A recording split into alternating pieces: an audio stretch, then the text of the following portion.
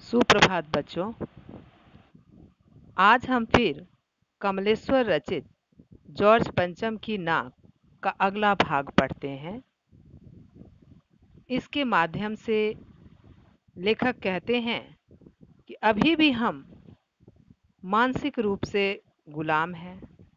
सत्ता पक्ष अपने देश की मान मर्यादा की रक्षा करने की अपेक्षा विदेशियों के तलवे चाटते हैं, जिन्होंने लंबे समय तक हमारा शोषण किया। कोई भी खबर छूट न जाए, इस प्रयास में अखबार इसी प्रयास में लगी रहती है। नई दिल्ली का भी काया पलट हो रहा था, क्योंकि इंग्लैंड की रानी एलिजाबेथ द्वितीय अपने पति के साथ भारत भ्रमण पर आ रही थी। उनके सम्मान में कोई कमी नहीं होनी चाहिए, चाहे अपना आत्मसम्मान कम हो जाए।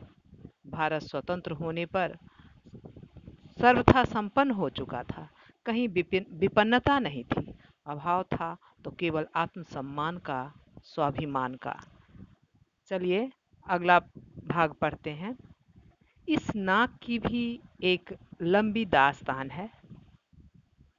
इस नाक के लिए बड़े तहलके मचे थे। किसी वक्त माने अंग्रेजों की मूर्तियों के लिए आंदोलन हुए थे। राजनीतिक पार्टियों ने प्रस्ताव पेश किए थे। चंदा जमा किया गया था। कुछ नेताओं ने भाषण भी दिए थे। गर्मा गर्म बहसें भी हुई थी। अखबारों के पन्ने रंग गए थे।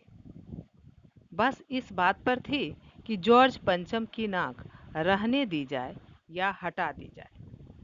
और जैसा कि हर राजनीतिक आंदोलन में होता है, कुछ पक्ष में थे, कुछ विपक्ष में, और ज़्यादातर लोग खामोश थे।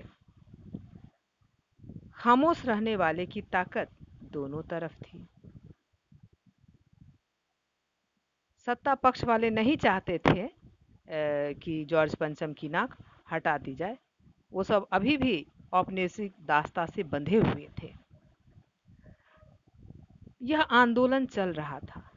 जॉर्ज पंचम की नाक के लिए हथियार बंद पहरेदार तैनात कर दिए थे। क्या मजाल कि कोई उसकी नाक तक पहुंच जाए। हिंदुस्तान में जगह जगह ऐसी नाकें खड़ी थी। मतलब हिंदुस्तान में जगह जगह अंग्रेजों की मूर्तियां रखी गई थी, जो हमारी गुलाम मानसिकता का परिचायक है। और जिन तक लोगों के हाथ पहुंच गए, उन्हें शानो शौकत के साथ उतारकर अजायब घरों में पहुंचा दिया गया। मैंने जहां तक अगर नहीं देखा गया किसी सैनिकों के द्वारा, तो क्या किया गया, मूर्तियों को उतार करके म्यूजियम में रख दिया गया। कहीं कहीं तो शाही लाटों की नाकों के लिए गुरिल्ला युद्ध होता रहा। गुरिल्ला युद्ध मतलब छापामारी युद्ध होता रहा। उसी जमाने में यह हादसा हुआ।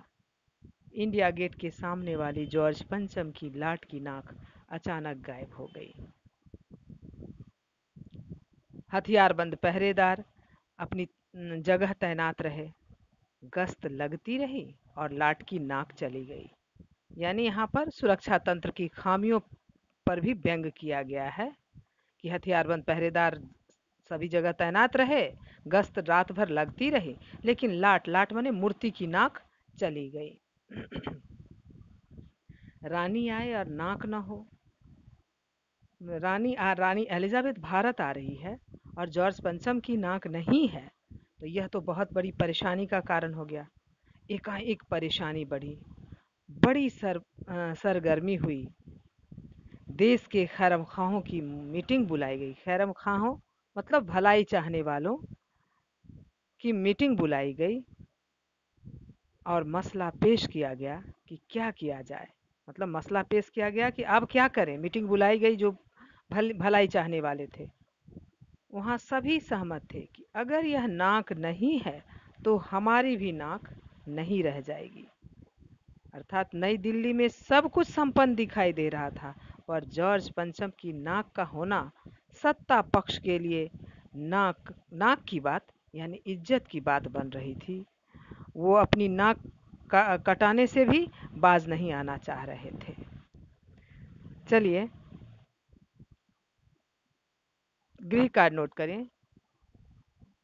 अगर यह नाक नहीं है तो हमारी भी नाक नहीं रह जाएगी। कथन का क्या आशय है? दूसरा प्रश्न, जॉर्ज पंचम की नाक की लंबी दास्तान क्या है? आज के लिए इतना ही। धन्यवाद।